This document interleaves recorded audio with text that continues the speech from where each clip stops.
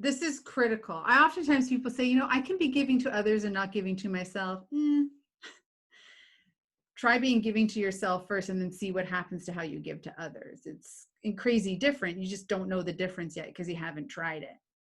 So my personal experience with my EQ growth was I noticed very clearly that I was a complete asshole to my mother. And I knew it for many years, but in my early 20s, it was starting to bother me. It took me a while to go from, yeah, I know I am, to, I don't want to be like that anymore. And when I made that decision, it came quickly after recognizing I'm trying to change her by acting this way. It's totally not working. Why don't I try to change me and then see if I can influence? And when I did the me work, the influencing was like night and day, because it actually didn't matter if she changed or not, because I was different. So my responses all of the time were different. So this sort of whole idea behind, you know, we start internally so we can impact outward. Yes.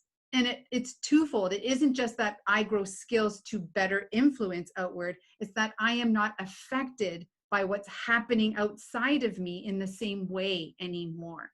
I can remain emotionally disconnected so that I'm not getting triggered by it, which means I stay calm, focused, I stay heart-centered, I stay within my purpose, I stay in that space. My pendulum doesn't swing like this anymore.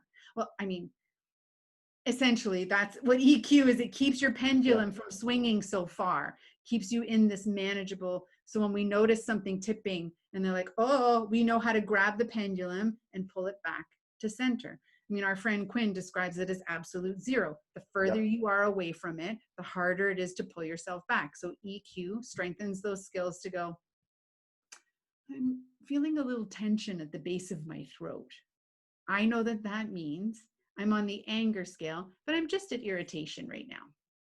So when I'm irritated, what do? I go work out. Usually resolves it like that. And then I can look at it with objective eyes.